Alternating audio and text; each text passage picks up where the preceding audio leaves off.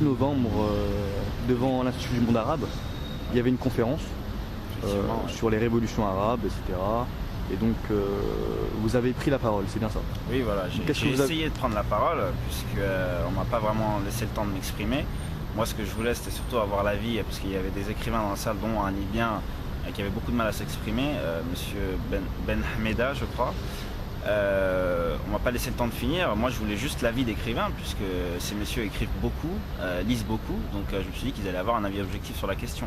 Donc le but était d'avoir justement leur ressenti sur tous ces mensonges que ce soit passé par Al Jazeera, par les mensonges sur Kadhafi, par les raisons pour lesquelles l'OTAN a attaqué. Je voulais juste un avis global dessus, un avis que je n'ai pas pu avoir bien sûr.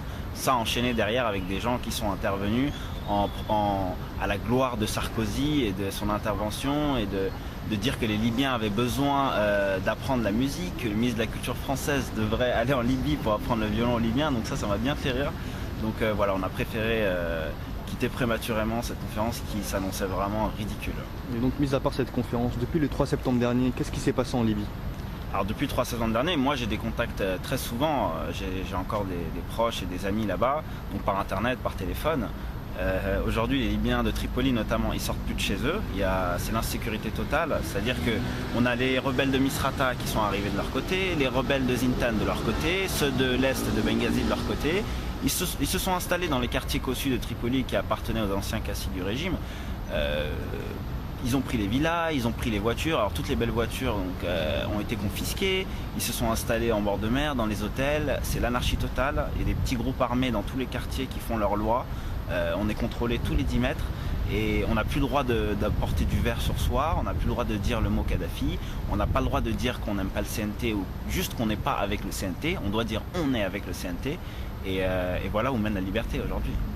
Est-ce que vous avez de la famille à Tripoli ou à Benghazi ou où exactement? Alors je ne peux pas vous dire où exactement, bon, j'ai des proches, hein, ma famille très proche elle est en France, mais j'ai des proches assez éloignés bon, qui sont plutôt dans le sud, puisque c'est la seule partie de la Libye qui est plutôt calme, où il n'y a pas vraiment eu de gros combats, parce que justement les gens du sud ont compris ce qu'a voulu faire l'OTAN, dans quel merdier, excusez-moi l'expression, dans quel merdier on allait nous foutre. Donc les autorités du Sud ont négocié, voilà, pour laisser ces pseudo-rebelles s'installer et prendre les commandes de la région, en évitant le bain de sang, puisque c'était soit on laissait la place aux rebelles, soit on mourait. Donc voilà, moi je préfère dans ce cas-là que les Libyens ne meurent pas et que on les laisse prendre la place. Dans tous les cas, je pense que ça ne durera pas longtemps. Et comment percevez-vous la mise à mort de Kadhafi? Alors pour moi c'est scandaleux, bon, quelque part il a un peu eu la mort qu'il voulait, donc ça c'est bien parce que pour moi il est mort en héros, en martyr aux yeux de l'Afrique et de beaucoup de Libyens, une majorité. Après qu'on nous ait montré des images comme ça, matin, midi, soir, images photos, images vidéos, sur toutes les chaînes d'un homme en sang, en train de souffrir, en train de se faire tabasser à coups de crosse de fusil en pleine tête, alors qu'il y a quelques mois, quand les Américains disaient qu'ils avaient attrapé Oussama Ben Laden, on nous disait « Ah non, on ne peut pas vous montrer les images, c'est beaucoup trop violent, qu'on ne dise pas que Ben Laden est un gentil à côté de Kadhafi. » Voilà, il faut faire la part des choses aussi.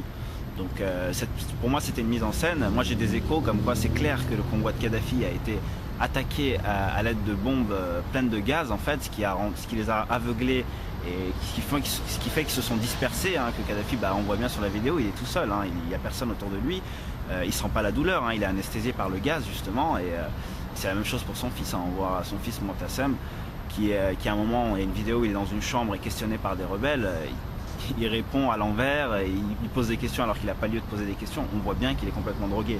Donc l'OTAN les a attrapés, les a drogués et les a livrés aux rebelles pour leur faire croire que c'est eux qui les ont attrapés. Mais bon, on disait que le but de la résolution n'était pas de la mort de Kadhafi. À partir du moment où il s'enfuyait en voiture, pourquoi les hélicoptères et les avions l'ont pourchassé pour le bombarder?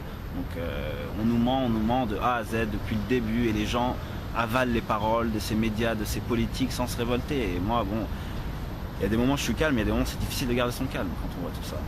D'accord, je vous remercie monsieur. Merci à vous. Au revoir.